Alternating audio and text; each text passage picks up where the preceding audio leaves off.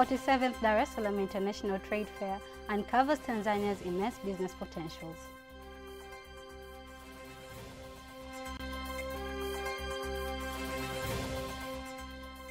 Julius Nyerere hydroelectric power plant project investment prospects continues to multiply.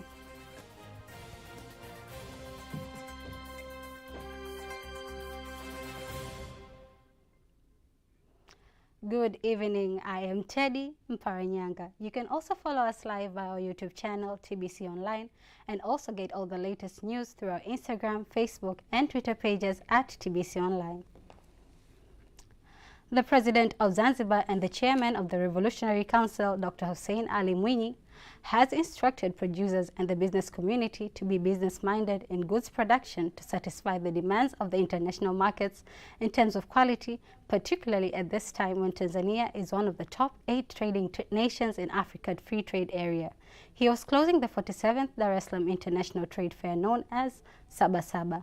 Rehema Sababili has more details. Dr. Hussein Ali Mwinyi, the President of Zanzibar and the Chairman of the Revolutionary Council, arrives at the Sabasaba grounds and have a chance to visit several pavilions of the participants of the fair and view a variety of domestic and foreign products and services. Speaking while closing the fair, the President of Zanzibar, Dr. Hussein Ali Mwinyi, used the opportunity to instruct Tantrade to conduct in-depth research and analysis so that local goods could gain more international markets. Currently, the scope of markets has greatly expanded and it provides the opportunity to do business with countries on the African continent, with 80 commercial cooperation communities in 54 countries. The United Republic of Tanzania is among the first 8 countries that agreed and started doing business this year. We have already sent our coffee to Algeria. We hope you will continue to make use of these opportunities. I advise my fellow Tanzanians to use these opportunities to find markets for our products in the areas we benefit from, including SADC countries, the EAC, and the African Continental Free Trade Area. I urge Tantrade to ensure that it continues to conduct reliable research on new markets for our products and provide that information to our traders. On his part, the Minister of Trade and Industrial Development in Zanzibar, Omar Said Shaban, has said that both governments will continue to resolve trade barriers to attract more businesses inside and outside the country. I thank the Prime Minister for the various advices and instructions he gave when he addressed the opening ceremony of the exhibition. I promise him that we will manage and implement what he asked us to do. The exhibition we are concluding today started on June 20th, and the number of participants has increased from 3,200 last year to 3,500 this year compared to last year according to the available data. And today we expect to increase this data when we conclude this exhibition. This is equal to an increase of 9%, of which there are 3,243 local participants compared to 2,880 last year. Security and peace in the region of Dar es Salaam is reliable. Let me use this opportunity to congratulate our police force and other security and defense agencies for the good work they did in these exhibitions, especially in days when there were many visitors who visited these exhibitions. The police force managed to control the situation and even arrested several criminals and recovered the stolen equipment from the visitors who came to the exhibitions. Wadhamini wakuu wa maonyesho ya biashara ya kimataifa ya Dar es Salaam. We're the main sponsors of this international trade fair in Dar es Salaam this year, and they are also coordinators of more than one company from China. The closing ceremony of the exhibition goes hand in hand with the prize awards to 7 sponsors of the fair, as well as awards to the winners of the fair in different categories. The products produced by the Army to build the nation through its forces and through its production organization are the base in our values, which is why even in competitions we appear faced. This is something we are proud of, and it gives us more strength. It has a great meaning because people will trust the NIC Insurance as a reliable company that does its work professionally and as experts and employees who are responsible for the provision of insurance services. The 47th Sabasaba International Trade Fair has been held for 16 days, and more than 3,000 companies in various sectors inside and outside the country have participated in the fair. Reporting from the Sabasaba grounds, Rehema Sebabili, TB. Thank you, Rehema Sebabili. Moving on to the next news. The Julius Nyerere hydroelectric power plant project has been found to have various areas that are suitable for hotel investment for tourists due to being at an altitude of more than 180 meters from the sea level, which encourages fishing tourism. Here's a report by Henry Mabumo, read by Father Ngaga. It is the third round of religious leaders to visit the hydropower station, and this time it is the time for Council of Pentecostal Churches of Tanzania, CPCT, who are here to witness the work at the station, which is expected to generate more than 2,115 megawatts of electricity that will be directed to the national grid. The Minister in charge of Energy, January Makamba, speaks to the religious leaders, elaborating also on further investment possibilities after the completion of the power plant project. Wateja wake sasa wakazi wa pembeni mwa ziwa ni wanyama. There is mainly animals here and not human beings. That makes it a very unique tourism destination. If we enter into agreement with investors to build hotels and lodges, that will be very beneficial. This is because there is no much interaction of people here, and it is very peaceful here. Therefore, we do have a plan to create a new tourism product from what we have here. Lutengano Mwandambo is the resident engineer of the project. Here, he explains how the project will solve many challenges facing wildlife. We have met with large groups of animals searching for water. So in one way or another, we have brought this water closer to the animals. TANAPA also plans to use this dam for tourism purposes.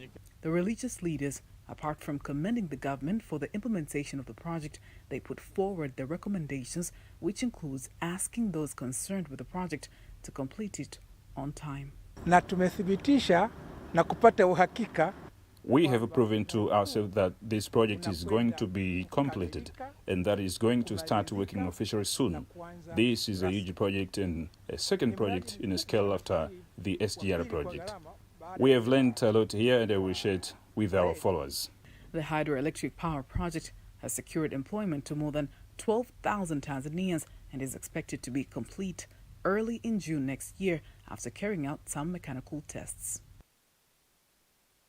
On to some interesting news from Botswana. As Africa continues to target to be a significant player in the global economy, a dependable business hub, 300 delegates from public and private sectors from both the U.S. and African countries are meeting in Gaborone, Botswana for the U.S.-Africa Summit to explore ways and methods to achieve the goal.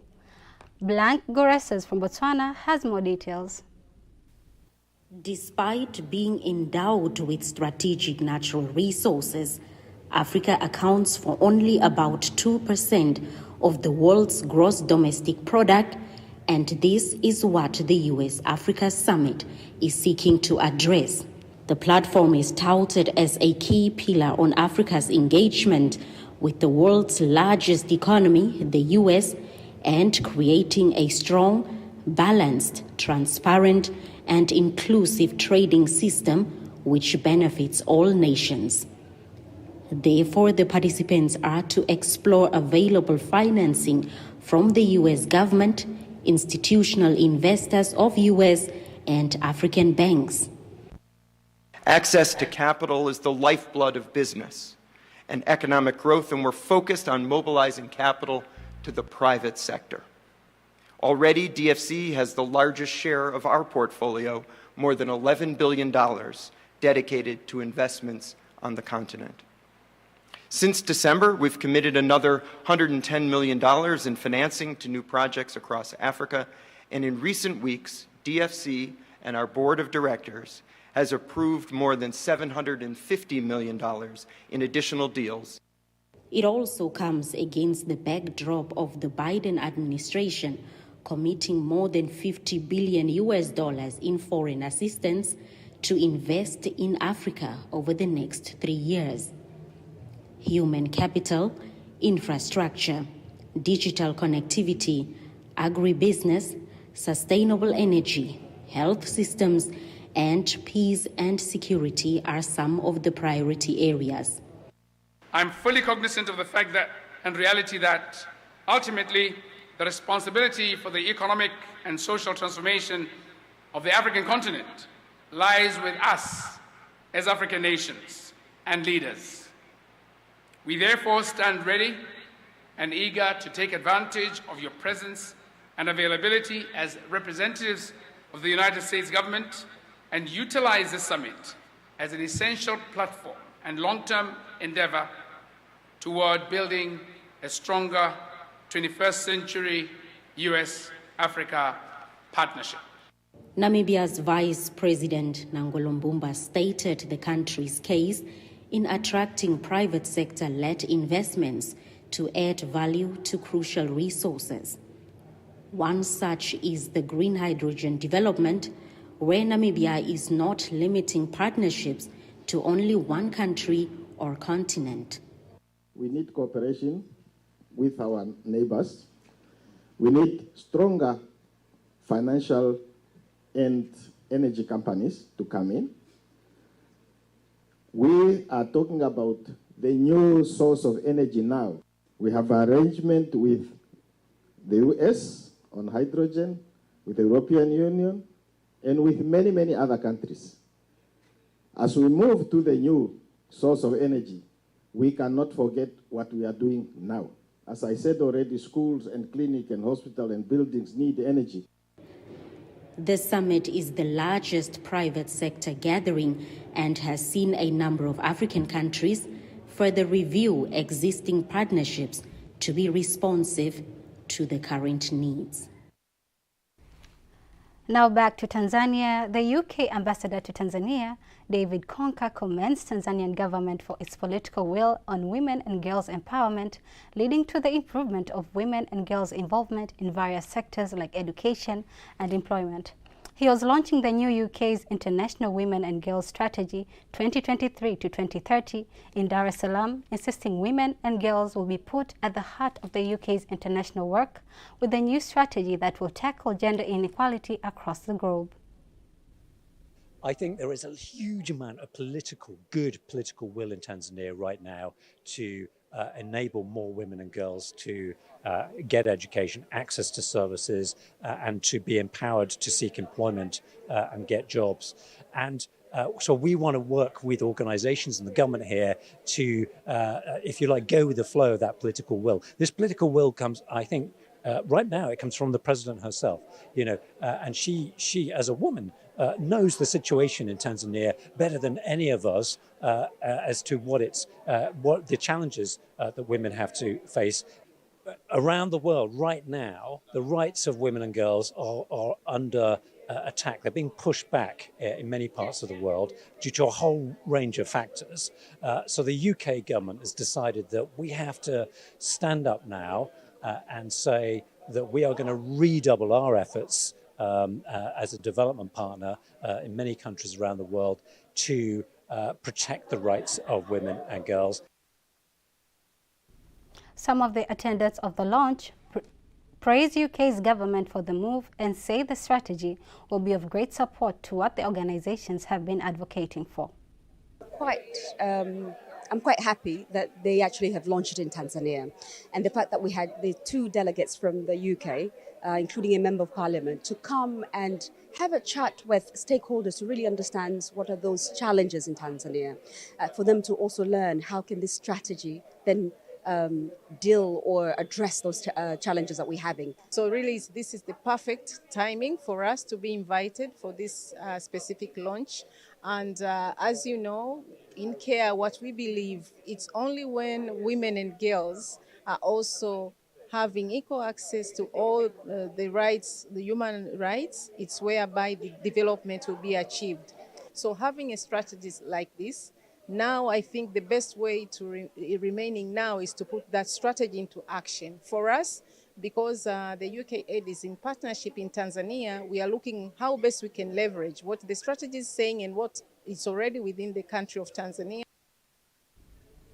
The event that was also attended by UK's Prime Minister, Envoy for Girls' Education, Helen Grant, who is also a member of the UK Parliament, Director of Education, Gender and Equality, and Special Envoy for Gender Equality, Alicia Herbert, and various top leaders of women organizations in Tanzania. On to the next news, Minister for Defense and National Service Innocent Bashungwa says Tanzania will continue to cooperate with the People's Liberation Army of China in various activities, including military trainings, technical support, financial aids, constructions of several projects, and exchange programs. Bashungwa made the reaffirmation on the celebrations of the 96th anniversary of the People's Liberation Army, hosted by the Embassy of People's Republic of China in Dar es Salaam. These strong ties and cooperation which I have described have existed since the time of our founding fathers, the late Chairman Mao Zedong and the late Mwalimu Julius Nyerere. These two founding fathers laid a solid foundation on which PLA and the TPDF have committed unwavering support to each other, comradeship, and partnership in areas of military training, as the defense attaché has mentioned, in military training, technical support, financial aid, construction of various projects, and exchange of visits and programs. On the other side, Ambassador of China to Tanzania, Chen Mingqian, says China is looking into the future to review their bilateral relations from a strategic perspective and will be a trustful friend of Tanzania. China will always view our bilateral relations from a strategic perspective and will always be a trustworthy friend of Tanzania. We will keep up the momentum of high-level exchange and dialogue, expand the scale of bilateral trade, strengthen people-to-people and cultural exchange, enhance cooperation in international and multilateral settings. I am very much confident that China-Tanzania friendship will continue to prosper and blossom in the future. Moving on to the next news, the Treasury Registrar Nehemiah Mchechu has urged public organizations and institutions to embrace transparency in implementing their activities so as to build trust with the citizens. He was opening the communication program for the institutions under his office. Lulua Mohammed attended the opening and has prepared the following report. The Treasury Registrar, Nehemiah Mchechu, meets with the editors and journalists to learn about the plans and achievements in the institutions he leads, where he starts with the Agricultural Development Bank, TADB. And there will be more other institutions that are aligned as part of these communications. Our intention is to see that these institutions, they meet with the media, especially the Editors Forum, one, to explain their wider activities which they are doing and their performance, but also we want them every time when they publish their financials to communicate to the general public so that the general public can understand what they are doing. But this is a part of the wider reforms which our president, Dr. Samia Suluhu Hassan, she is pioneering. The reforms that I'm also in charge when it comes to public sector institutions or state-owned institutions. And we believe that we will succeed in these reforms because we have a full support from herself, and it is indeed her vision. And she's so passionate to see the transformation.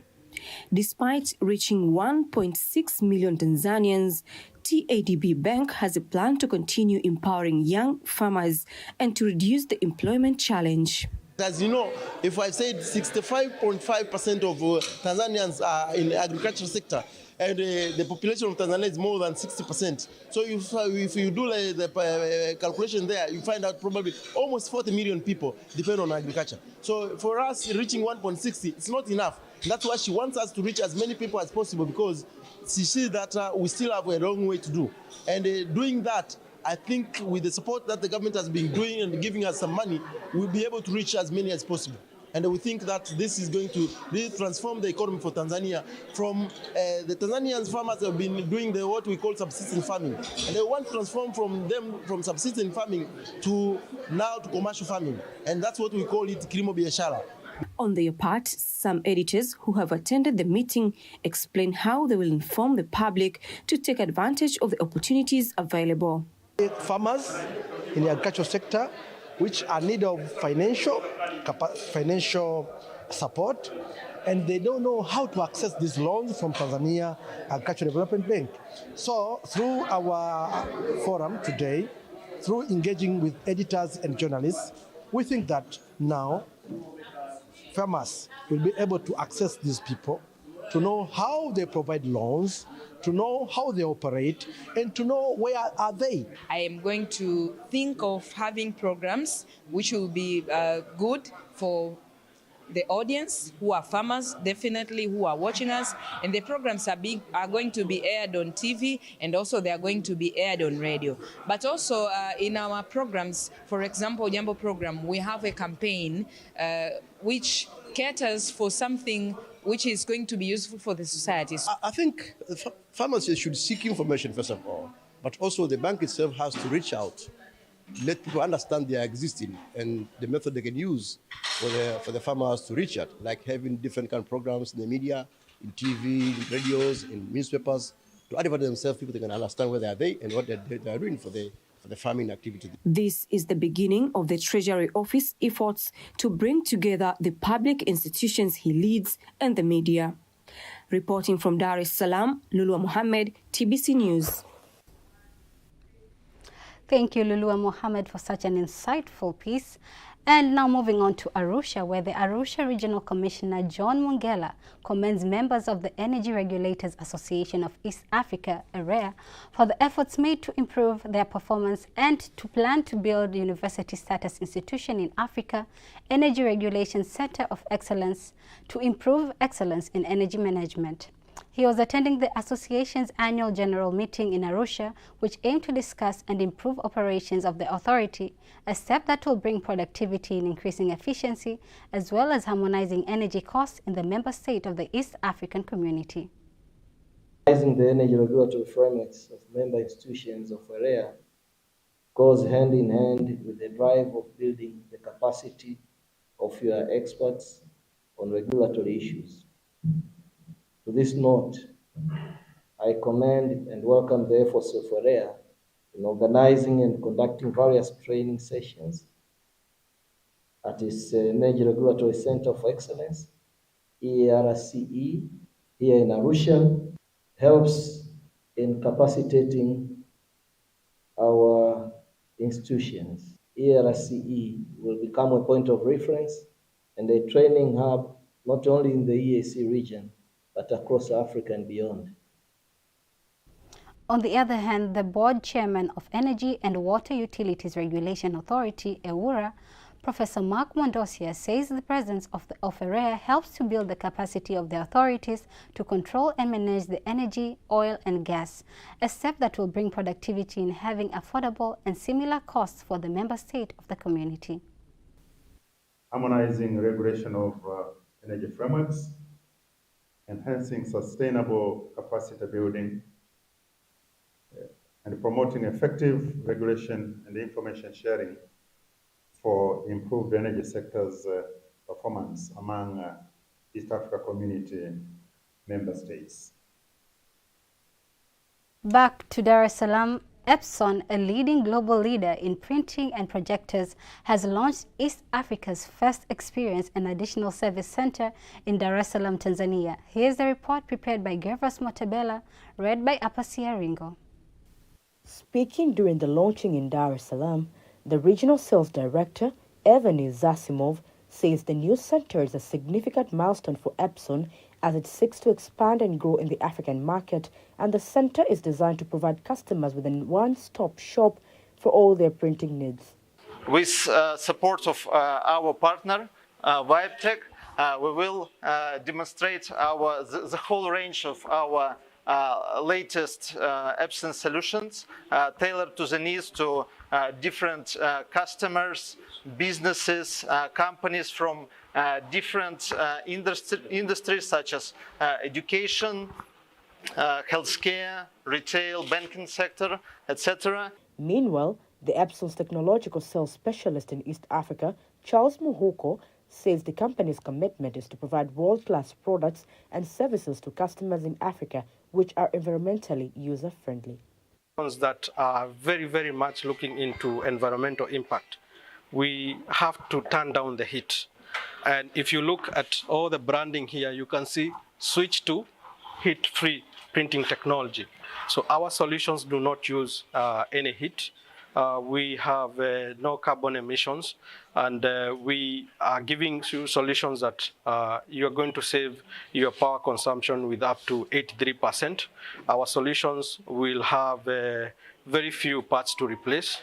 So you, in terms of total cost of ownership, you have the best solutions in the market. The opening of the Experience and Service Center is part of Epson's commitment to providing world-class products and services to customers in East Africa. Before we wind up our local news tonight, let us now have a look on today's exchange rates according to the Bank of Tanzania, BOT.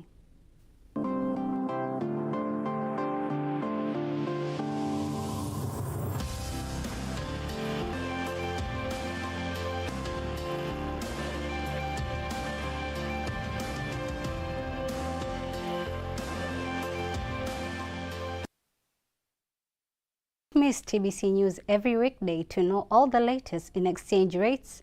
Time now for all the latest in international news.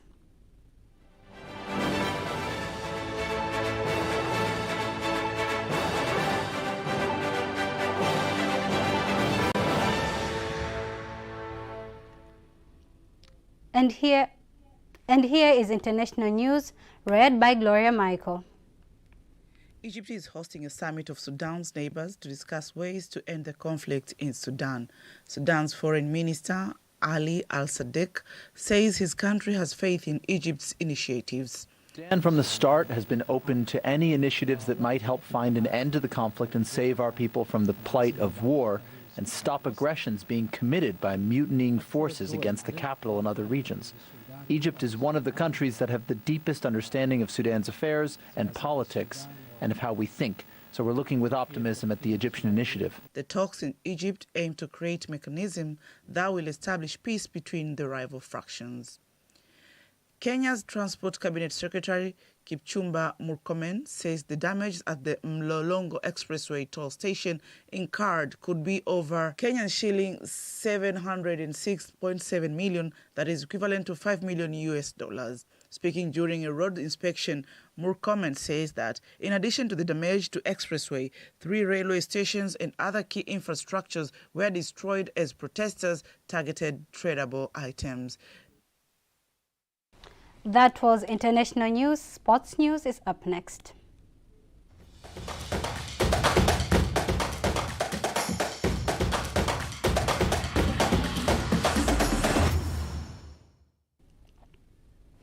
In sports news, the Taifa Stars assistant coach Hemed Morocco says Taifa Stars stands a chance to qualify for the FIFA World Cup 2026 if the team prepares well. It is a fair group, and we can prepare very well. We have a chance to qualify for FIFA World Cup 2026. I know we have Morocco in the group, but in football, anything can happen.